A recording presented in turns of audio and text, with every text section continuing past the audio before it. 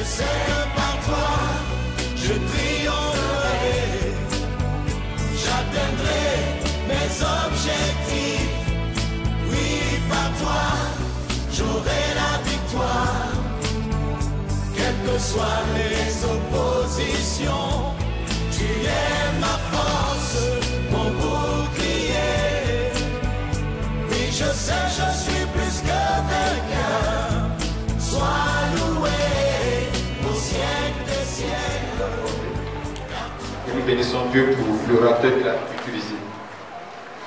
Et nous bénissons aussi Dieu de ce qu'il nous a donné des oreilles pour entendre ce que l'Esprit dit aux églises. Et ce soir, nous allons continuer encore sur le même sujet, l'unité de l'Église. J'ai subdivisé quelques points. Dans le premier point, j'ai dit, je fais remarquer que l'unité de l'Église est la chose principale qui tient au cœur de Dieu. Toute l'activité que Dieu est en train d'accomplir dans les hommes, dans son Église, dans le monde, permettez que je parle de ça. Ce n'est pas pour que on dit Jésus va être enlevé, c'est vrai. Mais ce n'est pas ça le premier objectif. Le premier objectif de Dieu, c'est l'unité de l'Église, l'unité de son corps. Nous allons dire, j'ai besoin d'un bon orateur. Frère Jo, tu peux lire, parce que tu lis très bien. Et tu écris comme mon frère maman quand il écrit en final. Jean chapitre 11, verset 50 à 52. Jean 11, 50 à 52.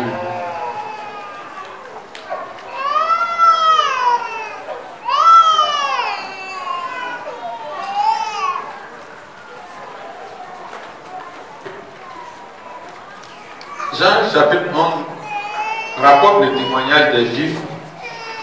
Ils se sont réunis pour délibérer sur la mort de Jésus. Ils ont décidé de le tuer. Et le patron des sacrificateurs, Caïphe, prend la parole et il fait une déclaration. Jean, éclairé par l'Esprit, interprète ou explique la déclaration de Caïphe. Et il dit, frère, tu peux lire. Vous ne réfléchissez pas qu'il est dans votre intérêt qu'un seul homme meure pour le peuple et que la nation entière ne périsse pas. Or, il ne dit pas cela de lui-même, mais étant souverain sacrificateur cette année-là, il prophétisa que Jésus devait mourir pour la nation. Et ce n'était pas pour la nation seulement, c'était aussi en train de réunir en un seul corps les enfants de Dieu dispersés.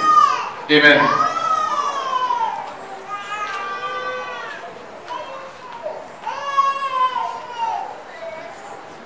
Et Caïphe a fait une déclaration. Et Jean dit, ce n'est pas de lui-même qu'il a parlé, mais c'est l'Esprit qui a parlé par lui. Et l'Esprit donne les raisons de la mort de Jésus.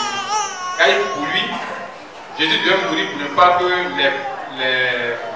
les Romains voient le peuple juif comme un peuple qui est en train de préparer une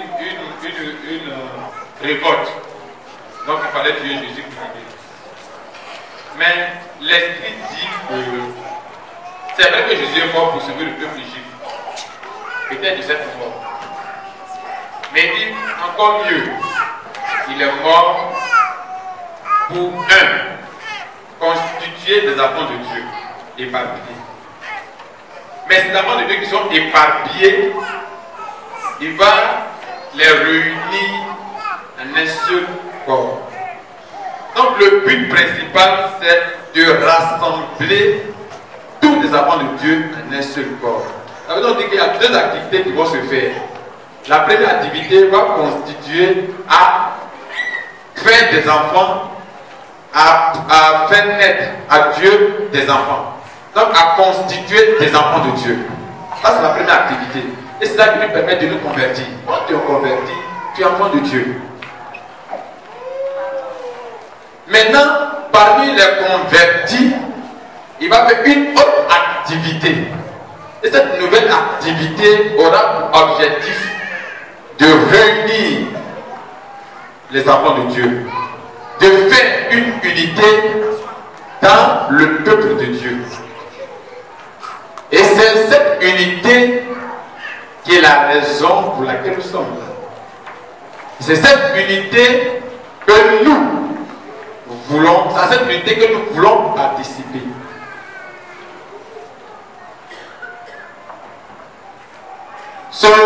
Cette unité, Dieu la recherche, Dieu la désire.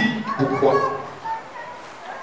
Frère, je vais vous dire que le monde entier a de Jésus-Christ aujourd'hui. Tous les hommes de la terre acceptent de Jésus-Christ. Et que Dieu n'atteint pas, Dieu ne réalise pas cette unité de l'Église, ce serait un échec. Il n'aura rien fait. Je vais expliquer tout à l'heure. Mais quand le monde entier n'accepte pas Jésus-Christ, et qu'il y ait 100 personnes, il y ait 100 000 personnes qui acceptent Jésus-Christ, et que ces 100 000 personnes, parmi ces 100 000 personnes constituent cette unité, Dieu a gagné. Donc l'œuvre de Dieu actuellement, c'est vrai, c'est de gagner le monde en Christ. Vous savez du quoi? Le principal objectif, le principal but de Dieu, de cette œuvre, de cette tâche, c'est de constituer de réunir les enfants de Dieu dispersés, de créer une unité dans l'Église. Pourquoi? Lisons Genèse. On va voir pourquoi Dieu recherche tant cette unité. Pourquoi cette unité tient au cœur de Dieu. Et puis, on va ressortir là un point que nous allons d'abord retenir avant d'avancer. Disons dans le livre de la Genèse, chapitre 3, verset 15. Genèse 3, 15. Je mettrai l'inimitié entre toi et la femme, entre ta postérité et sa postérité. Celle-ci t'écrasera la tête et tu lui blesseras le talon. Amen. Frère, tu peux redire, puis je voudrais qu'à la fin, ça allait dire, nous prions Amen. Je mettrai l'inimitié entre toi et la femme, entre ta postérité et sa postérité. Celle-ci t'écrasera la tête et tu lui blesseras le talon. Amen. Amen. Amen. Vous voyez, Adam et Ève viennent de commettre un grand péché.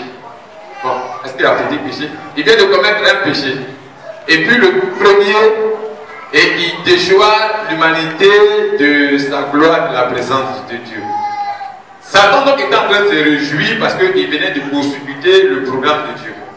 Donc il est en train de se réjouir et Dieu vient prononcer sa sentence.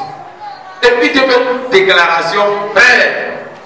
Si Satan avait connu cette déclaration, dès cet instant il aurait arrêté et se serait répandu. Dieu dit à Satan, puisque tu as fait ça, je vais mettre une inimitié entre toi et la femme. Il y aura palabre entre toi et la femme. Entre ta postérité, c'est-à-dire ta descendance, et puis la descendance de la femme. On se comprend? Et puis il dit, celle-ci à ce type. La descendance de la femme va faire quoi? Va écraser la tête du serpent. Il n'a pas dit la tête de sa descendance. Il dit, toi Satan, je vais mettre palabre entre toi et la femme. Je vais mettre palabre entre tes enfants et puis les enfants de la femme. Mais l'enfant de la femme va te tuer. Amen. Qui va détruire Satan? Qui va détruire Satan? Je comprends pas bien. Qui va détruire Satan? C'est la postérité de la femme qui va détruire Satan. C'est pas Dieu. C'est pas Dieu qui va détruire Satan. Frère. Dieu ne nous a pas dit ça. C'est pas une révélation des Écritures. Dieu ne nous a pas dit, moi je viens pour détruire Satan. Il ne nous a pas dit ça. Il dit, la postérité de la femme viendra pour écraser la tête du serpent. Donc il faut que cette postérité vienne pour que le serpent soit écrasé. Alléluia. Donc tout le travail de Dieu c'est pour révéler cette postérité. Parce que c'est la révélation de cette postérité qui va délivrer toute l'humanité. On s'en va? Voilà ce que Dieu est en train de faire. Voilà le travail que Dieu est en train d'accomplir.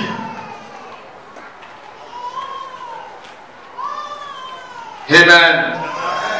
Les gens ne voient pas où on va et disent, moi, quand et puis on a dit, je suis posé la tête, ce n'est rien dans le ciel, j'aurai ma voiture.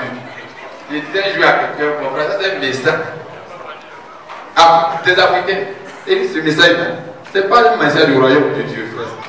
Quand il va au ciel, la maison c'est en or, on aura tout en or. C'est un message pour soulager les pauvres.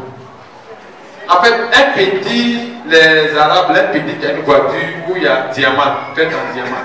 Tu lui dis que quand tu vas avoir une maison en or, il ne gagne rien. Il paie le diamant pour gagner l'or, il ne gagne rien. Mais nous, comme on n'a rien, on nous dit qu'on a trop gagné. Frère, ce que Dieu te promet est plus que ce que tu imagines. Il dit, ce sont des choses qui ne sont jamais montées au cœur d'un homme. Aucun homme n'a jamais pensé. Il dit, c'est cela qui destine pour nous. Que Dieu te bénisse. Donc il dit, il va créer une postérité à la femme. Et c'est cette postérité qui va délivrer, frère, toute la création. Alléluia. J'aime caricaturer cette histoire. J'ai dit, vous venez un jour chez un certain X, un père de famille qui a 50 ans, non, il est un peu vieux, il a 45 ans, plein d'enfants, et puis son fils a 3 ans, et son fils n'est pas avec un enfant de 4 ans, et l'enfant de 4 ans frappe son fils pleure. Et lui, il vient, il prend la défense de lui, il pompe son enfant de coup de poing. Et puis le blesse. On fait quoi? On le félicite parce qu'il a bien vengé son fils. On le corrige, on le met. On ne le félicite pas. Et pourquoi? Pourquoi on ne devrait pas le féliciter? Il est trop vieux pour frapper. Hein? C'est ça, non? Et donc, tu vas voir quelqu'un de ta catégorie, à cause de au moins catégorie. Donc, tu dois aller combattre quelqu'un de sa catégorie pour qu'on dise qu'il est fort. On est d'accord? On est d'accord? Mais quand tu frappes le sorcier de ton village, tu dis quoi? Dieu est fort, non? Quand tu frappes Pharaon, on dit Dieu est fort, non? Pharaon, quand tu as crié, Dieu le frappe, il est fort. Toi, le sorcier de ton village, là, Dieu le frappe, tu dis Dieu est fort. Donc, la force. En fait, on doit le pousser dans la justice parce qu'il met sa force. Alléluia. C'est pourquoi quand Dieu devait détruire Pharaon, il n'a pas appelé Moïse. Tu ne peux pas le frapper. Moi, je suis trop. Non, je ne peux pas toucher celui-là. Moïse va lui dire. Je lui dis que moi-même, mon petit, là, celui qui peut te frapper. Pas moi. Alléluia. Donc Dieu entend de nous craigner, frère. Parce que c'est lui qui a frappé Satan. Non, il est trop grand pour venir se dire. Il est trop grand, frère. Satan n'est rien. C'est nous qui allons le frapper. C'est nous qui allons le détruire. Il dit, il crée une postérité à la femme. Quelle est donc cette postérité? Galates chapitre 3, verset 16. Nous le savons pour aller un peu plus rapidement que la postérité promise à l'humanité, c'est Christ. Alléluia. Mais je vais vous dire une chose. Ce n'est pas Jésus-Christ qui est cette postérité promise à l'humanité. C'est différent. Jésus-Christ est le commencement de la naissance de cette postérité. C'est pourquoi, bien que Jésus-Christ soit mort et qu'il est ressuscité, le combat continue encore. Parce que toute la postérité se constitue sur le vin. Et le diable va mettre fin à ses activités. Amen. Donc, Galate nous dit, Dieu, après avoir révélé ça à Adam et Ève, a continué dans sa révélation. Il a fait la même révélation à Moïse. Il dit, ta postérité, toutes les nations de la terre seront bénies. Amen. Amen. Si tu fais partie de la postérité, tu n'es pas béni. Tu es une source de bénédiction. Et tu es une source inépuisable de bénédiction. Frère, sentons-nous comme des sources de bénédiction. Nous ne sommes plus bénis. Nous devons être des sources de bénédiction. Des gens à partir desquels d'autres sont bénis, bénis, bénis. Que des fleuves de vie coulent de notre sein jusqu'à dans la vie éternelle, sans t'épuiser. Donc, Galates chapitre 3, verset 16, identifie la postérité. Galates 3, 16. Or, les promesses ont été faites à Abraham et à sa postérité. Il n'est pas dit et aux postérités comme s'il s'agissait de plusieurs, mais en tant qu'il s'agit d'une seule, et à ta postérité, c'est-à-dire à Christ. Donc, la promesse faite à Sarah, faite à Ève, a été ratifiée à Abraham, a été confirmée en Abraham. Et Paul maintenant explique qu'il ainsi dit, il n'a pas dit plusieurs postérités, il dit une seule postérité. Et il nous explique qu'Abraham a eu beaucoup d'enfants, c'est vrai. Mais on dit parmi ses enfants, il y a une seule postérité. Ça veut dire que la femme aussi peut avoir beaucoup d'enfants, c'est vrai. Mais parmi ses enfants, il y a une seule postérité. On se comprend? Il y a une seule postérité qui sera une source de bénédiction. Ce n'est pas tous les enfants qui deviennent source de bénédiction. Je veux dire, on est tous chrétiens, mais ce n'est pas tous qui deviennent source de bénédiction. Quand vous allez regarder même les guerres qui sont produites, vous allez voir beaucoup d'écritures en leur main. Ce n'est pas des sources de bénédiction, c'est des sources de malédiction. Donc Christ est la postérité que Dieu a promise à l'humanité. Et 2 Corinthiens 5, 16 dit, nous identifier encore mieux sur Christ. 2 Corinthiens 5, 16. 2 Corinthiens 5, 16. Ainsi, dès maintenant, nous ne connaissons personne selon la chair. Et si nous avons connu Christ selon la chair, maintenant nous ne le connaissons plus de cette manière. Dis en même temps 1 Corinthiens 12, 12.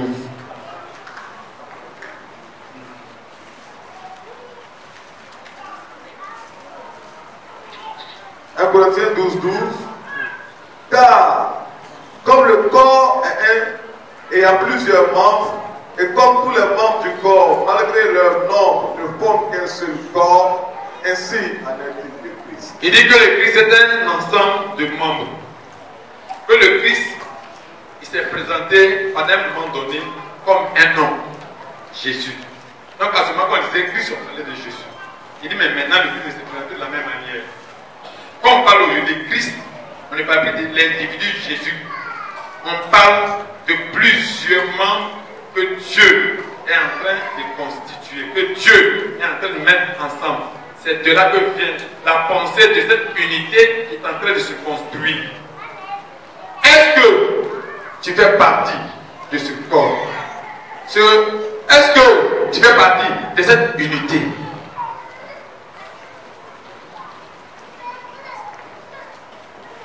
Qu'est-ce que donne cette unité? Comment, pourquoi et comment parler cette unité ou bien la reconnaître?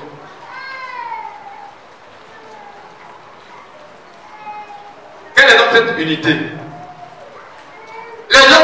que l'unité se construit autour des doctrines qu'ils ont. Quand ils viennent dire, tu payes 10, on paye 10 chez vous, oui. Il y a un pasteur chez vous, oui. Donc pour vous là, c'est pas la même chose. Non, c'est pas pour dire. Et eux, c'est tous ceux qui voient l'écriture comme eux là. Ils sont leurs frères. Et ils pensent que c'est ce qu'on appelle unité.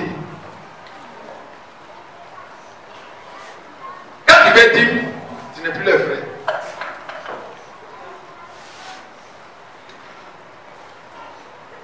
Une fois, il y a des gens qui discutaient, j'étais donc auprès d'eux.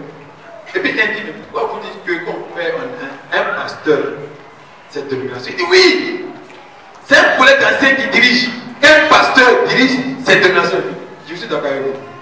Mais quand Paul a envoyé Timothée à Éphèse, pendant près d'un an, 2 ans, et puis lui dit, quand tu peux travailler parce que tu établis les anciens, avant que Timothée établit les anciens, il y avait combien de pasteurs? Le frère dit, honnêtement, il y avait un Timothée seul. Et donc, c'était domination alors. C'était domination à ce moment. Il était seul et il conduisait l'église. Il y a une activité que Dieu est en train de faire. Et c'est cette activité qui doit retenir notre attention. Et c'est sur elle, c'est ce but que nous devons nous focaliser. Donc, beaucoup pensent que l'unité se construit autour de ce que doit être fait dans les Écritures. Et donc, quand quelqu'un a une divergence, on dit non, c'est plus unité. Mais frère, nous le savons, mais je veux nous le rappeler. Paul, Pierre, Jean et Jacques étaient profondément divisés sur la doctrine. Je pense que nous le savons. Dans Actes 15 et dans Actes 21. Dans Actes 15, c'est pas le problème de l'observation de la loi de Moïse, la circoncision, les animaux sacrifiés. Paul était contre. Mais les autres n'étaient pas totalement opposés. Et la preuve la plus grande, c'est dans Actes 21. Quand Paul est allé rendre visite, ils ont dit à Paul, tu vois que tous ces juifs les ont convertis. Mais ils sont zélés par la loi de Moïse. Ils continuent de respecter la loi de Moïse. Or, ils savent que toi, tu prêches contre la loi de Moïse. Paul, voilà le conseil que nous te donnons. Il faut faire comme nous. Il faut observer la loi de Moïse. Il faut leur donner l'impression que tu observes la loi de Moïse. Paul l'a fait. Mais Paul entend normalement Zali chez lui, à Antioche, dans un coin. Tu vas venir, il va faire. Il ne peut pas faire. Parce qu'il est opposé à cela.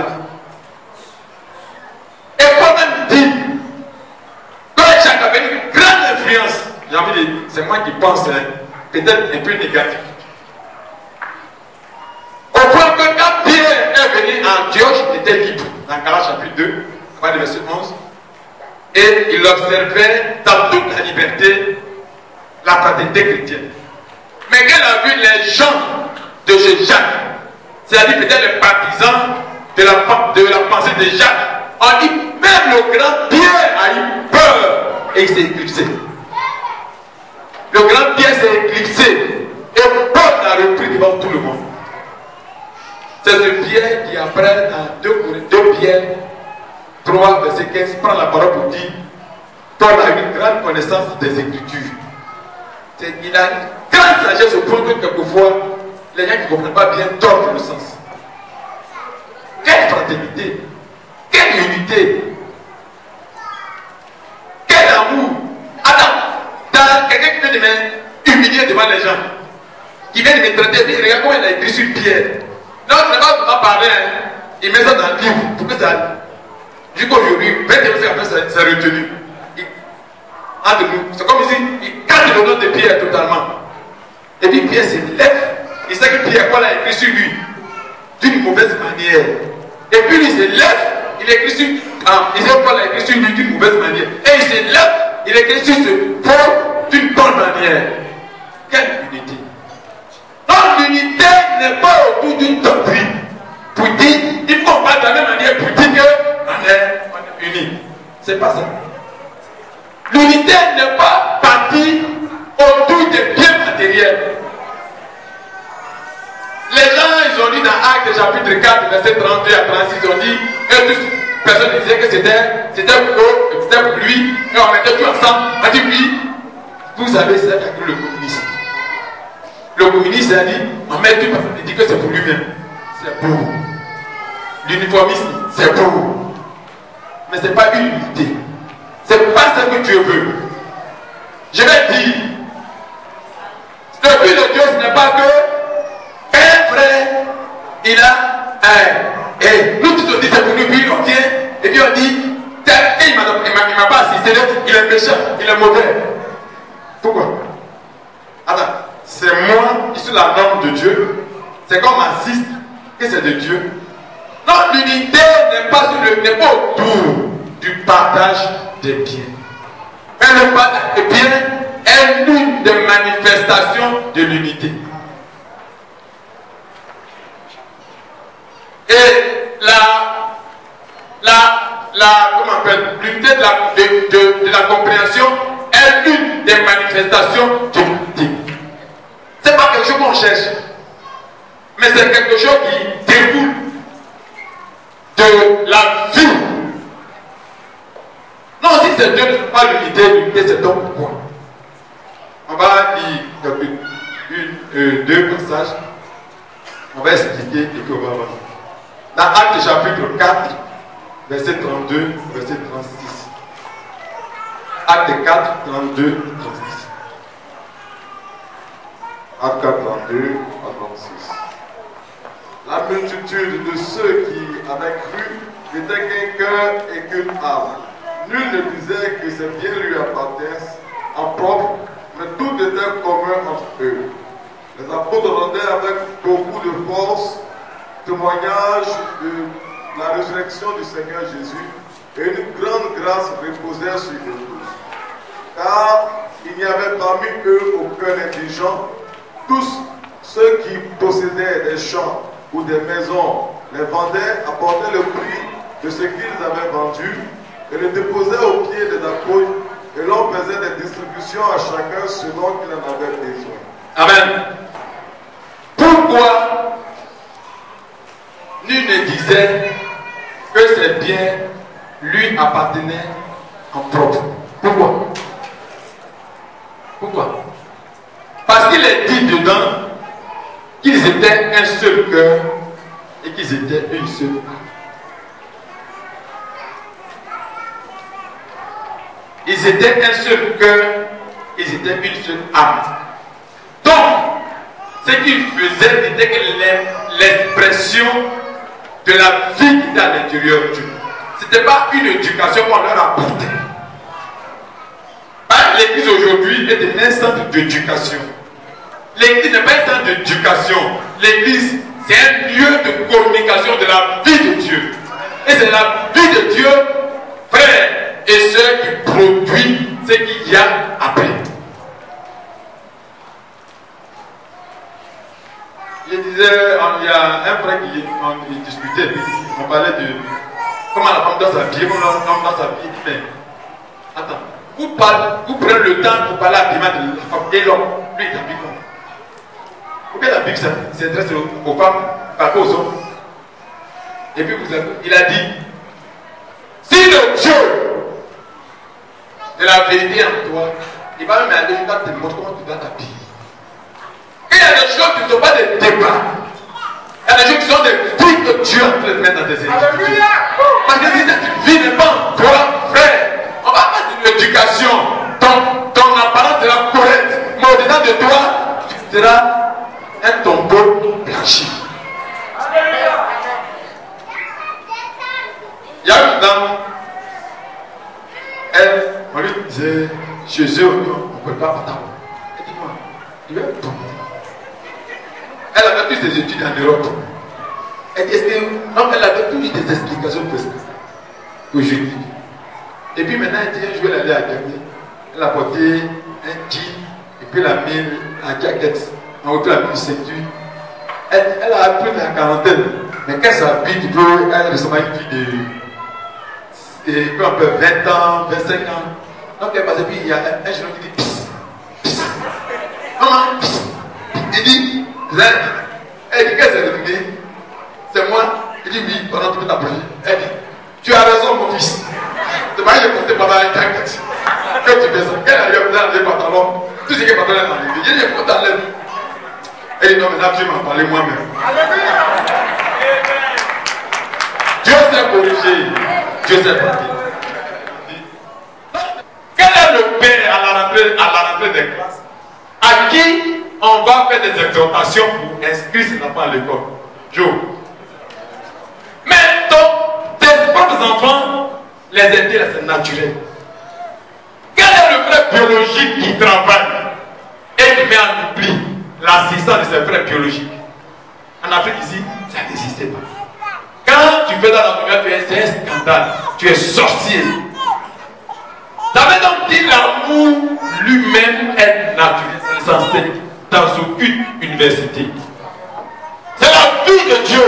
Frère, on n'a jamais enseigné aux premiers chrétiens l'unité des biens. Jamais. Ils n'ont fait aucun séminaire pour qu'on leur enseigne comment gérer leurs biens. Jamais. Mais quand le Saint-Esprit est descendu sur eux, la vie de Dieu qui est entrée en eux a produit quelque chose. Ils ont commencé à mettre leur vie. Et même, ils vendaient tout. Maintenant, c'est là que tu as tout vendu, tu as mangé par des médias, on s'en fout. Et pour l'exemple, des gens qui étaient pauvres pour soutenir d'autres. Ils nous ont supplié. Attends, on dit tu es pauvre, non, toi, donc vous n'avez rien. Il dit non, on n'a rien, on va donner quand même. Ce n'est pas une éducation, c'est une vie qui agit comme ça. Non, il nous faut être des mêmes sentiments. Il nous faut être des mêmes cœurs. Il nous faut avoir l'unité de l'esprit, l'unité des sentiments, pour qu'on parle de l'unité de l'Église. Frère, si on n'a pas cette unité, si vous voulez, mettez tout à l'argent dans le mois ensemble. On ne va pas construire l'unité. On va construire un ensemble d'escrocs. Parce que ceux qui vont travailler, c'est qu'ils vont venir toujours, ils vont parler de toujours. Non, c'est mettons les choses ensemble et ils ne vont pas mener pour eux, ils vont mettre ensemble. Et ils vont profiter pour les autres.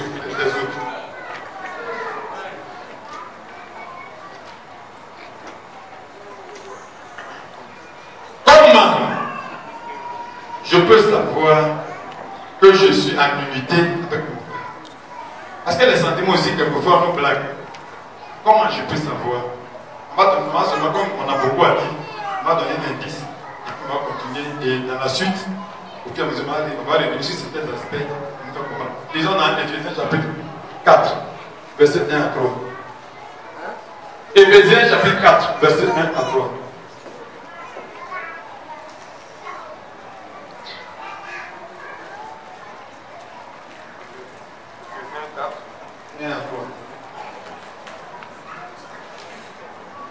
Éphésiens 4, 1 à 3.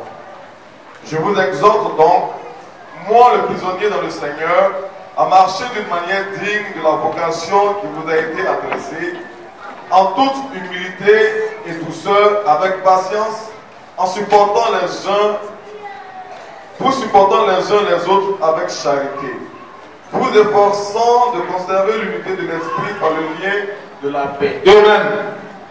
On va demander, il dit, efforcez-vous de conserver l'unité de l'esprit par le lien de la paix. Je vais le présenter autrement pour que, de façon pratique, on comprenne. Le signe, la marque que tu as une unité d'esprit avec un frère, c'est que quand tu penses au frère, quel est le sentiment que ça te produit? En pensant au frère, tu as la paix.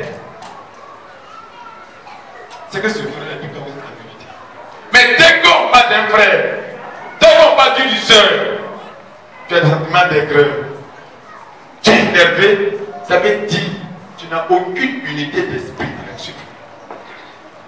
Non, ce que vous avez construit, c'est du faux. Ce que vous allez mettre ensemble, c'est du faux. Il faut que tu aies confiance Il faut que le frère ait confiance en toi. Il faut que votre esprit soit en paix. Et que l'un et l'autre ont beaucoup de joie, soit à se retrouver, ou quand même tu entends le nom, tu es en joie. Quand tu vois, tu es en joie. C'est cela qui est le signe que tu es en unité d'esprit avec le frère. Si le signe, si tu connais Dieu, on t'éloigne de l'iniquité. Mais encore l'iniquité, tu es moi, on n'a pas la même définition. Amen. Donc, moi, si je me rends compte que tu pratiques l'iniquité, je vais m'éloigner de toi. Mais je ne mets pas en cause ton appartenance à Dieu. Tu peux t'avoir de Dieu. Mais puisque ta communion ne m'édifie pas, la Bible dit la mauvaise communication ou bien la mauvaise communion peut me corrompre pour me protéger contre cette corruption, je peux m'éloigner de toi. Mais ça fait un chemin de valeur dit que tu n'es pas enfant de Dieu.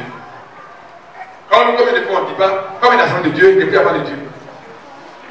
Au point même qu'on dit, tout ce qui se fait là-bas, c'est témoignage. C'est pas qu'on crée un peu Dieu. Facilement, on n'est pas les condamner. Et si c'est Dieu qui faisait? Parce que Dieu a parlé par la bouche de Caïphe, comme on a lu dans Jean 11. Caïphe était déjà rejeté, Dieu a parlé par sa bouche. Et sur cela, c'est Dieu qui parlait par eux.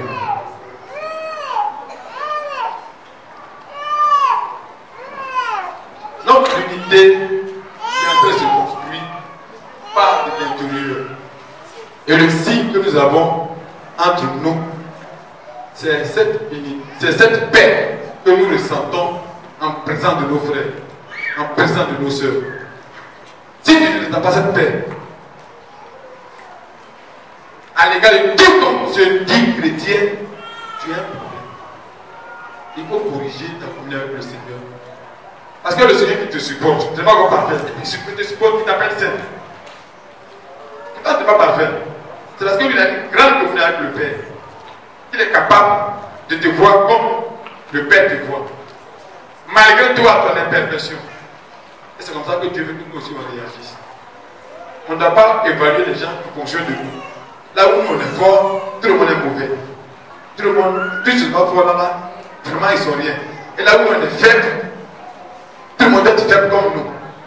Les forts là, c'est des orgueilleux, c'est des gens qui veulent se faire voir. Non, on n'est pas le baromètre de Dieu. On est des enfants de Dieu, on est des apprentis de Dieu. Alléluia. Nous cultivons des bons sentiments les uns à l'égard des autres. Mais pour arriver à ces bons sentiments, qu'est-ce qui doit être fait?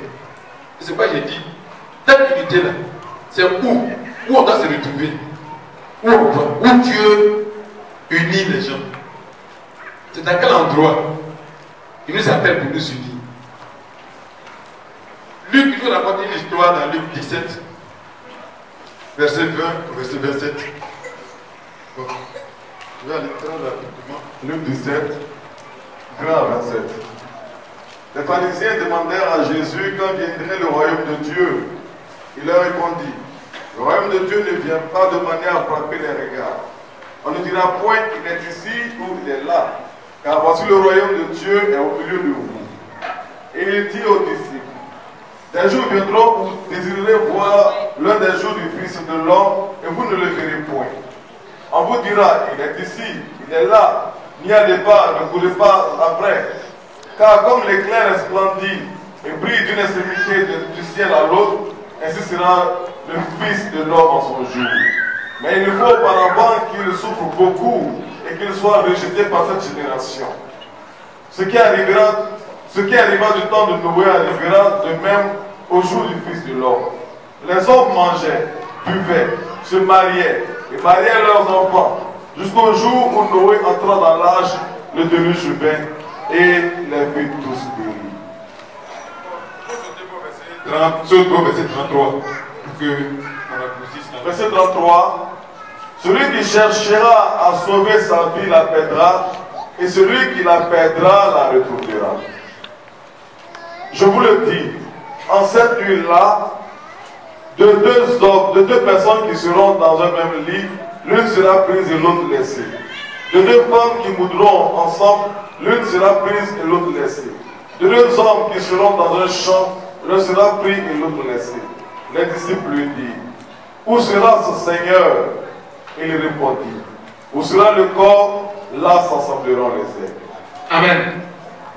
Amen. Amen. Jésus dit à ses disciples il dit aux pharisiens, vous comprenez mal les Écritures, vous comprenez mal Dieu. Et parce que vous le comprenez mal, vous allez soupirer après l'un des jours du Fils de l'homme. Dans le Fils de l'homme, le Christ a plusieurs jours. Mais il dit qu'il était dans un des jours. Mais il y a d'autres jours qui vont se manifester, que nous on appelle souvent dans nos jargons le réveil. Une œuvre que tu es en train de faire, tu vas s'accomplir. Il dit que vous allez soupirer après l'accomplissement des projets de Dieu. Vous n'allez pas l'avoir. Et puis il raconte dans la Bible, il dit en ce jour-là, quand les gens vont commencer à se faire, on vous dira le jour, c'est passe aux États-Unis. Ne croyez pas. Ne voulez pas parler là-bas. C'est passe. Il y a eu un prophète de nation qui est né dans tel endroit. Ne voulez pas parler là-bas. Parce que ce jour va visiter toute la terre. L'esprit va agir sur toute la terre.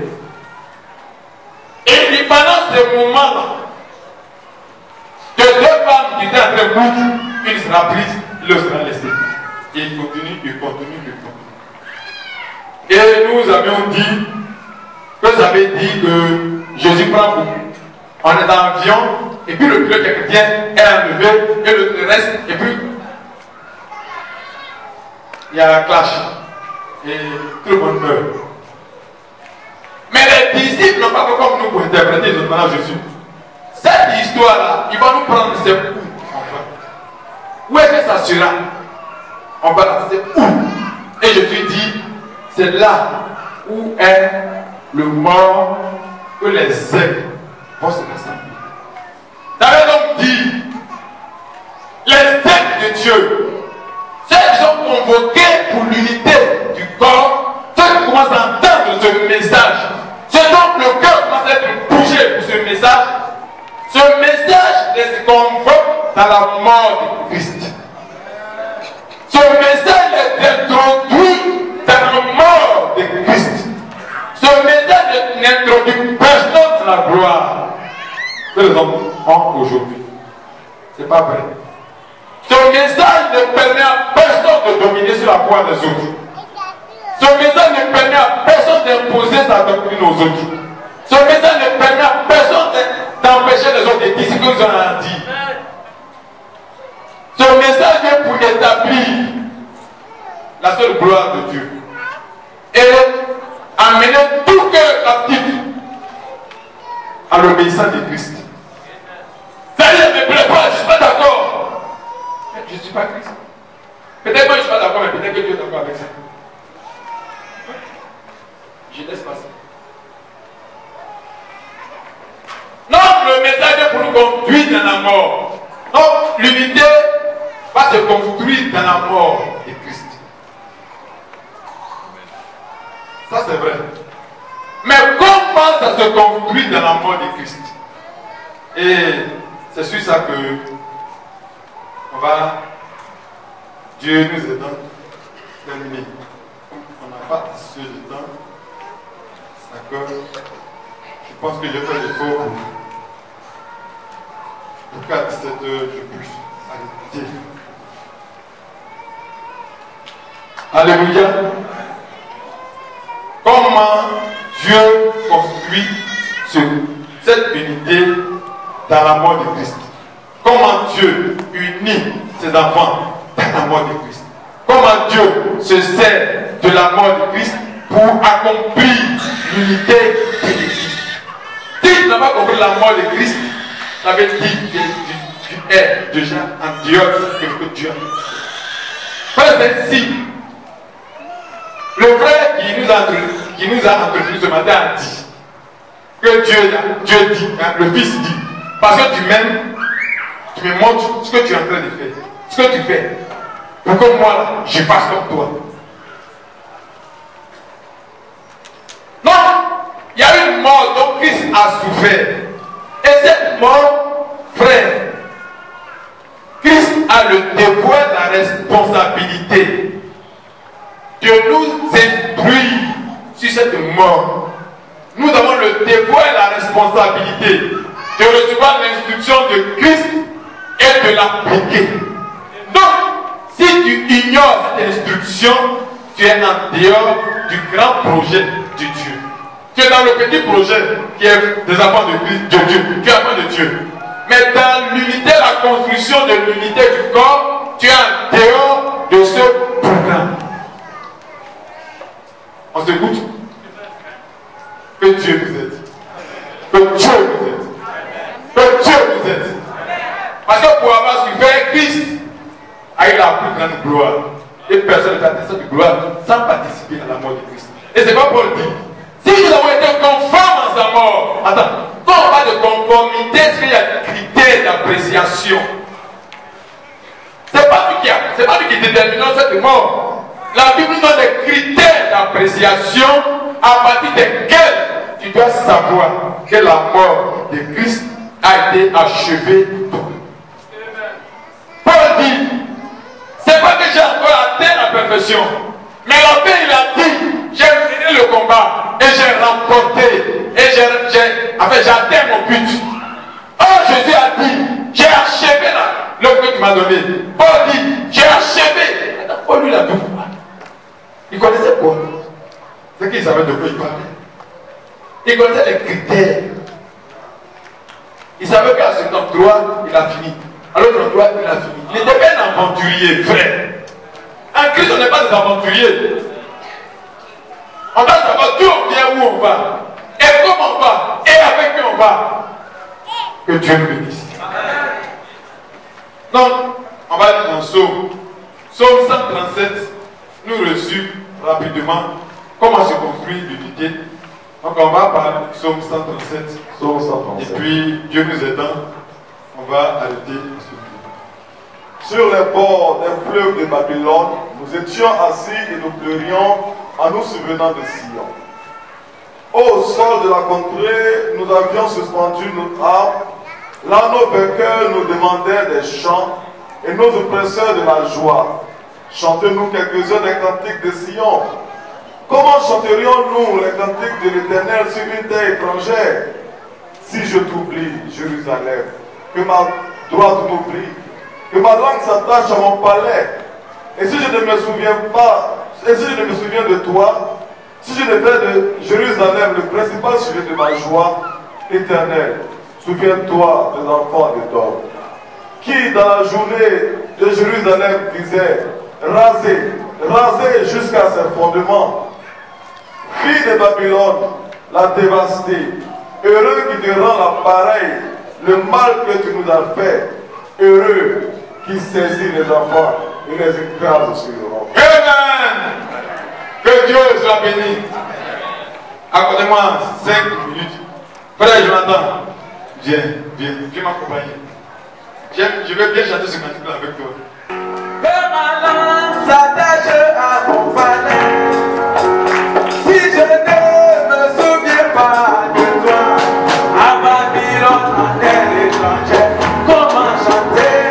À Babylone, en terre étrangère, comment chanter? À Babylone, en terre étrangère, comment chanter? À Babylone, en terre étrangère, comment chanter? À Babylone, en terre étrangère, comment chanter? Les candidats de Dieu sur les terres étrangères, à Babylone, en terre étrangère, comment chanter?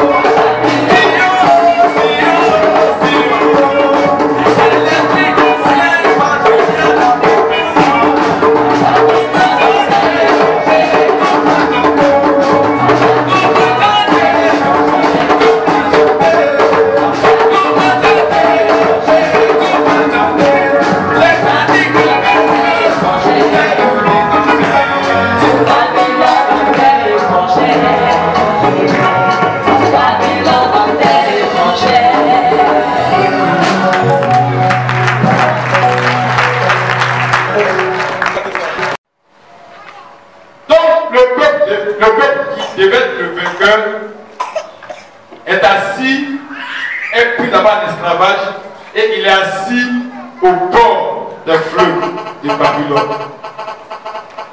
Et là, il pleure lorsqu'il pense aux gloires, lorsqu'il pense aux activités de Dieu à Sion, aux victoires qu'ils avaient, à l'assistance de Dieu qu'ils avaient, et qui maintenant ne se manifestait pas. Quand il pense à tout cela, la douleur sur son cœur, la douleur dans son âme.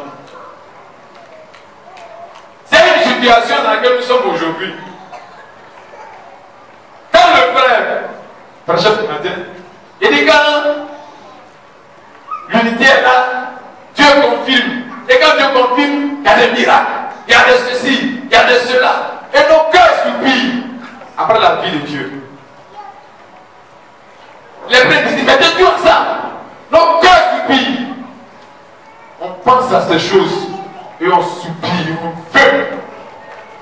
Mais malheureusement, on est assis au bord des fleuves de Babylone. Frère, le fleuve, c'est la vie de l'esprit. Les activités de l'esprit. Mais nous, on assiste dans les activités de la chair. On assiste dans la vie de la chair.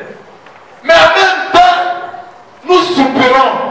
Notre chair nous dit si tu es à la fois de Dieu, si tu es avec vous, parce que Dieu sait faire. Ou bien quand tu es avec nous, parce que Dieu sait faire. Et nous soupirons, nous réclamons. Mais les cantiques de Sion ne se chantent pas sur des terres étrangères. Pour que les cantiques de Sion, on puisse les chanter, on doit se retrouver à Sion. C'est pourquoi je vous ai dit, le communisme n'est pas unité. Sinon, les Russes nous auraient dévancés dans le royaume de Dieu. Le communisme nous auraient dévancés dans le royaume de Dieu. Mais le communisme n'est pas la vie de Dieu. Mais la vie de Dieu produit la communauté des biens. Amen. Donc ce n'est pas nos arrangements humains, frères, qui vont apporter le salut que nous sommes en train de rechercher. spirituellement. Cette intimité, cette recherche de Dieu va t'amener à être uni à ton frère. Mais on va dire ça. Tant que nous ne revenons pas à Sion, que nous sommes assis dans les œuvres de la chair, nous allons soupirer, nous allons pleurer. Nous allons continuer de pleurer.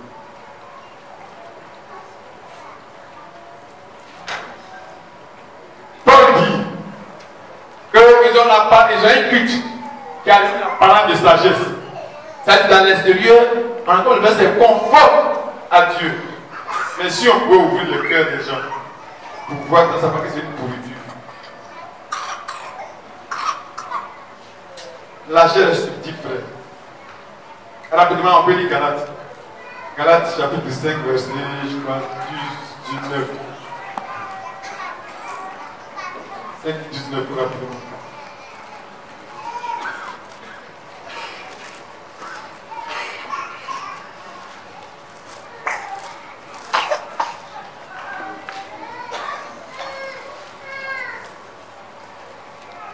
Galates 5, 19. Or, les œuvres de la chair sont manifestes. Ce sont l'impudicité, l'impureté, la dissolution, l'idolâtrie, la magie, les inimitiés, les querelles, les jalousies, les animosités, les disputes, les divisions, les sectes, l'envie, l'ivrognerie, les excès de table et les choses semblables. Frère, rapidement, trois éléments. Nous les dire rapidement. Il dit l'impureté de la chair, c'est l'idolâtrie. C'est pas ça? Ça veut dire tout homme est idolâtre. Tout homme est idolâtre.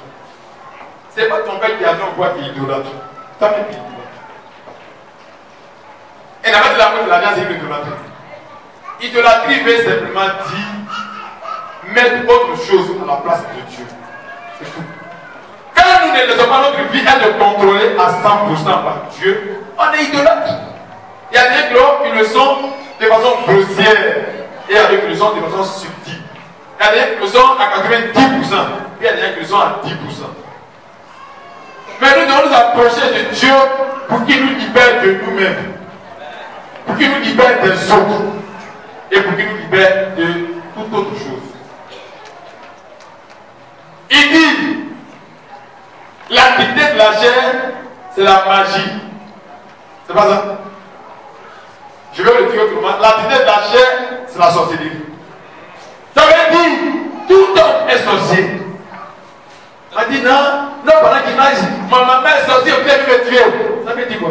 Ça n'a pas de sens.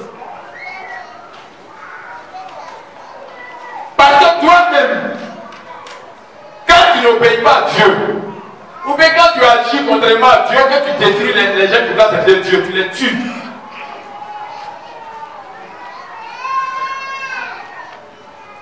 Vous voyez, frère, quand ces activités de la chair sont promues en nous, ne nous attendons pas à ce que la vie et la révélation du projet de Dieu nous soient communiquées.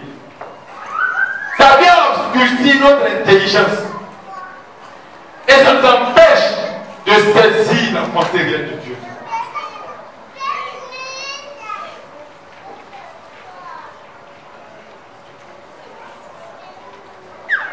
Donc, on peut s'accorder et avoir une apparence. Mais la Bible dit, au fond d'eux, les sentiments sont très mauvais. Et ça, il dit, c'est pour simplement satisfaire la chair. Revenons à Dieu.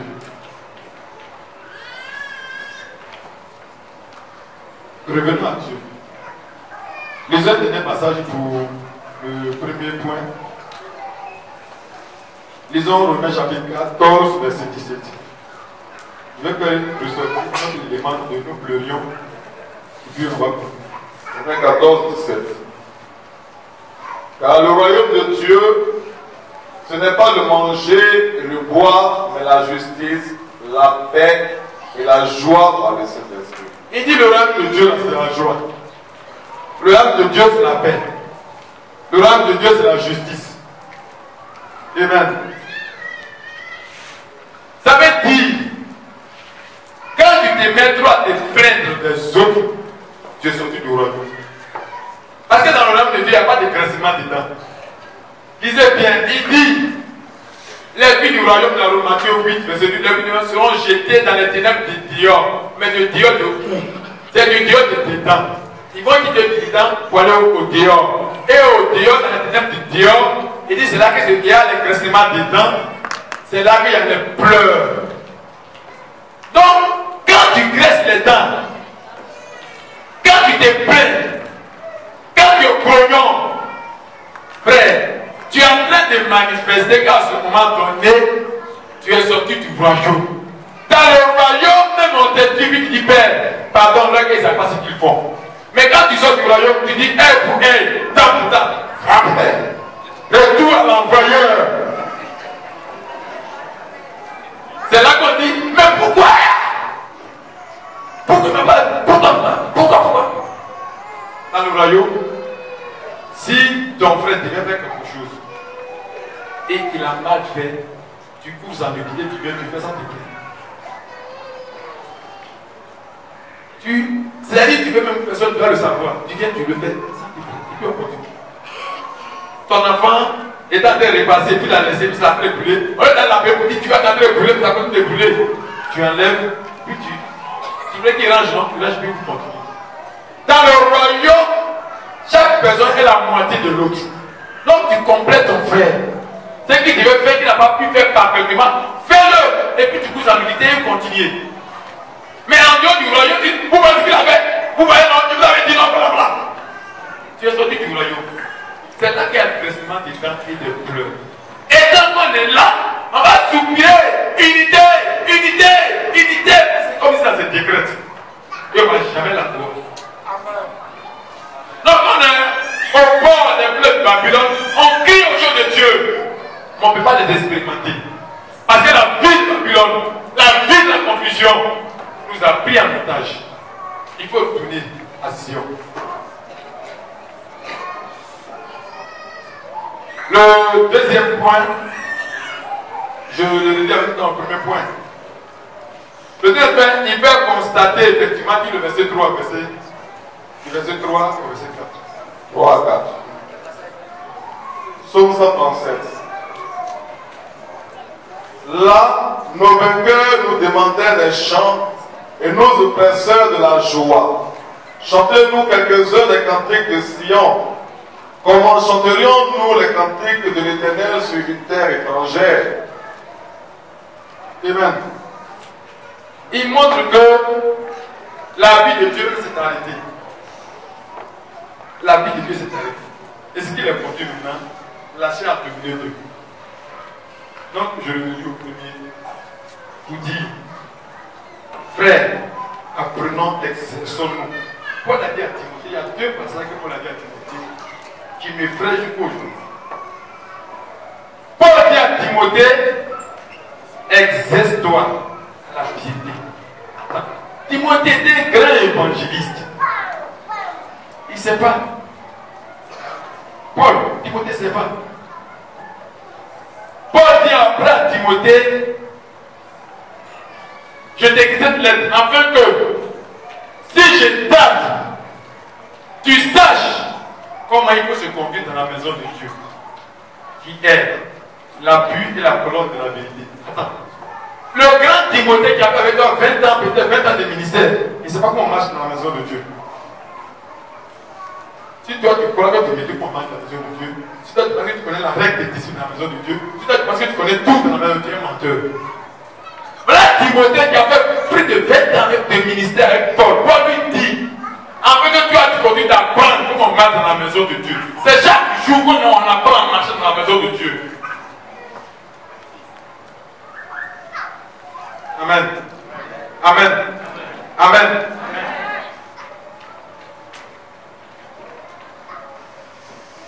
Que Dieu nous aide. Si nous ne revenons pas à Dieu, Dieu ne reviendra pas. Il dit parce que vous avez abandonné la connaissance, lui aussi nous ôte. Il leur ôte son sacerdoce. Frère, nous, on ne va pas abandonner la présence de Dieu.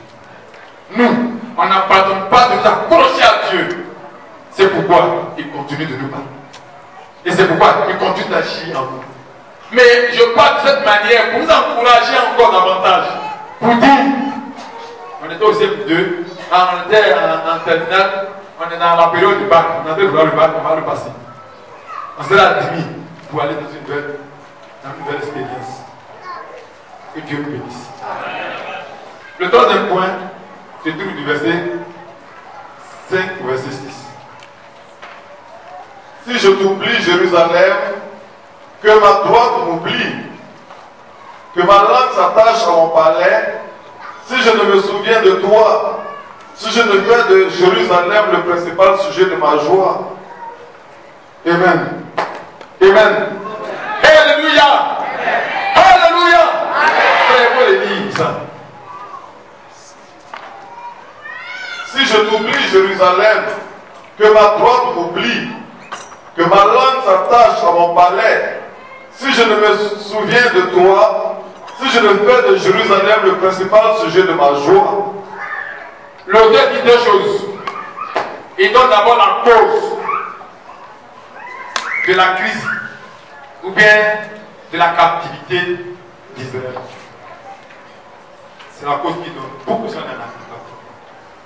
la deuxième chose, c'est la chose qui permet à Dieu d'agir au milieu de nous. Il dit, Jérusalem, si je t'ai oublié, je suis maudit. Oublier Jérusalem, c'est une source de malédiction. Il dit que ma droite m'abandonne, c'est-à-dire que mes doigts s'affaiblissent. Que ma langue s'attache au palais, c'est-à-dire que je deviens mieux, que je ne sache plus ce que je vais dire.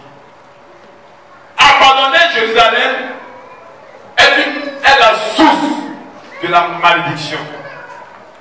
Mais se souvenir de Jérusalem est la source de la bénédiction. Il dit, si je ne me souviens de toi, et si je ne fais de Jérusalem le principal sujet de ma joie. Frère, beaucoup disent, c'est Dieu j'aime. Moi c'est Dieu, je ne suis pas l'homme, c'est Dieu que je suis. Il dit, frère, tu vas aller voir où le venir pour venir. Je ne crois pas ça. Le frère a dit ce matin, c'est pas pour dire qu'on avance. Quand toi tu es né aujourd'hui, tu as vu Dieu où? C'est pas de écouter tes frères. Dieu se trouve dans chacun de nous. Quand tu parles à un frère, un fils de Dieu, c'est à Dieu qui est en train de parler. Jésus dit, celui qui vous écoute, mais celui qui vous reçoit, mais celui qui vous donne, mais comment on donne à Dieu? C'est en donnant aux enfants de Dieu. Comment on écoute Dieu? En écoutant les enfants de Dieu. Comment on reçoit Dieu? En recevant les enfants de Dieu. Comment on aime Dieu? En aimant les enfants de Dieu. Comment Dieu devient notre premier amour? C'est lorsqu'il dit notre premier amour. Lorsque nos frères deviennent notre premier amour. Il dit, Jérusalem, si je ne fais point de toi le principal sujet de ma joie, je suis maudit. Le temps est un peu avancé. Donc je vais raccourcir rapidement. Il veut simplement dire, je vais le dire autrement. L'intérêt de l'Église doit être la première raison de toutes nos actions. C'est-à-dire que tu veux construire une maison. Ta maison, l'intérêt de l'Église doit être la première raison. Pour laquelle tu dis, je vais faire 2 chambres salon, 3 chambres salon, je vais faire comme ça. C'est à cause de l'Église. Tu veux travailler, tu veux devenir ingénieur, tu veux devenir ceci, tu veux devenir cela. Si c'est l'argent qui te procure, tu vas détruire. C'est l'intérêt de l'Église qui doit être ta première motivation. Attends, frère, quand nous sommes ensemble, aujourd'hui, nous disons que Dieu nous a donné la vérité. Si l'intérêt de Dieu, je disais à un frère, dernièrement, il dit, tu ne vas pas. On parlait et puis parlait d'Internet, il dit, tu vas à Internet. Il y a des gens qui désirent des bons qui sont dans le dit oui. Tu ne penses pas que, au point où on est arrivé, nous aussi on peut intervenir sur Internet, des gens que nous ici. vois, si on avait le cœur pour l'église, il y a des choses qu'on peut construire. Il y a des choses auxquelles on devait penser de nous. Il y a des Dieu devait nous inspirer, il y a des choses qu'on devait faire dans l'intérêt de l'église.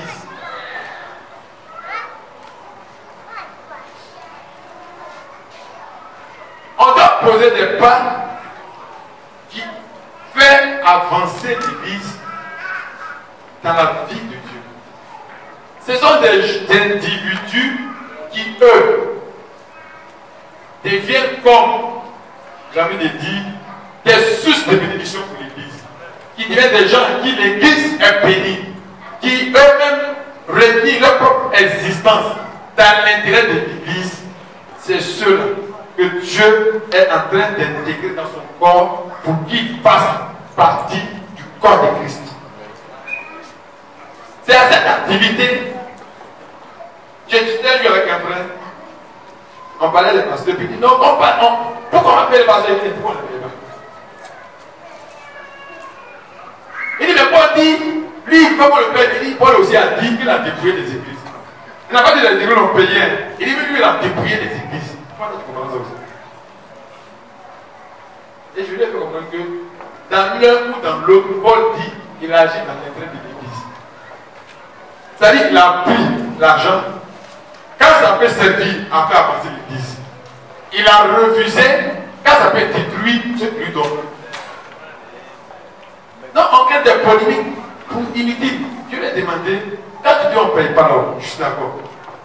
Mais là, on avance comment? C'est-à-dire on travaille pour faire quoi? Il y a trop de théologie. Frère, la vie est pratique. Et la vie avance. Frère, si l'eau coule ici, faites une digue, essayez de parler. Le vent continue pour l'énergie, on ne peut pas l'arrêter. L'énergie, quand tu veux le bloquer, il continue, puis il continue son chemin. Si il partait comme ça, le bloquer va dévier, il va ailleurs. On ne l'arrête jamais. La vie peut t'arrêter, mais toi tu peux t'instruire de la vie. Donc, comment faire pour booster, pour encourager la vie à circuler? Que l'église soit notre première préoccupation. Je vais dire quelque chose. J'espère que ça ne va pas choquer. Parce qu'on se connaît, on se comprend. On entend le revenu de Jésus. Mais la Bible dit quoi? Il dit toute la création fait quoi? Soupire après la venue de Jésus. C'est pas ça? Et il dit toute la création soupire après la venue de Jésus. Et il soupire après quoi? La révélation du Fils de Dieu. Est-ce que la création n'a pas attendu aussi que Jésus revienne? Mais la création dit, elle soupire après la révélation du Fils de Dieu. Parce que ce sont eux qui vont apporter le salut de tout l'univers. Frère, est-ce que tu veux faire partie de cette révélation glorieuse? Est-ce que tu veux faire partie de cette révélation glorieuse que Dieu a fait cette œuvre d'unité, qui n'est pas une œuvre d'unification? Donc, à la sortie d'ici, c'est pas qu'on va faire des degrés pour dire qu'aujourd'hui, on va marcher comme ça, nous tous on va marcher comme ça. Non. Mais à la sortie d'ici, c'est pour que chacun travaille sur lui-même, que la vie qui est en train de naisse. Et puis, ça va distinguer deux groupes de personnes. Ceux qui veulent avancer, va dire, de deux qui sont en train de mourir, l'une sera enlevée et l'autre sera restée. Frère, Dieu adresse un appel aujourd'hui. Pour que toi et tout ce que tu as soit pour lui. Attends, le ciel et tout ce qui est dans le ciel, la terre et tout ce qui est dans la terre appartient à Dieu. Appartient à Dieu. C'est une mauvaise compréhension que nous avons de nous l'approprier. C'est une mauvaise compréhension de nous approprier ce que nous avons. La Bible dit que nous sommes des gestionnaires de Dieu, nous sommes des administrateurs des biens de Dieu. Dieu met dans tes mains les biens qu'il pense que tu peux gérer. Il met dans mes mains les biens qu'il pense que moi je peux gérer. Amen. Il dit qu'il est doux et bon pour des frères d'être ensemble. Et que cette unité est comme de l'huile que Dieu veut pour bénir. Pourquoi? te donne beaucoup de biens, c'est pas pourquoi tu sois riche. C'est pas pourquoi tu distingues parmi nous. C'est pourquoi à partir de toi, il puisse bénir les autres. À partir de toi, il puisse supprimer l'indigence. Quand il bénit l'autre spirituellement dans beaucoup de compréhension, c'est parce qu'à partir de lui, il fait supprimer l'indigence spirituelle. Pour que nous tous, spirituellement, soyons riches. Pour que nous tous, matériellement, on soit riches. En fait, qu'il n'est pas au milieu de nous, donne à des personnes. Nous, on dit, quand on rentre laïque et clergé, non. Quand on rentre, on ne doit pas savoir que pauvre, riche, la Bible dit, il n'y a pas d'indigence. Tout le monde était heureux. Frère, que Dieu travaille en nous. Que Dieu travaille en nous. Que Dieu travaille sur notre compréhension. Que Dieu travaille sur nos sentiments. Pour que, Père, pour que nous comprenions quel est l'avantage de l'œuvre de Dieu. Alléluia. Alléluia. Alléluia. Amen. Amen. Amen.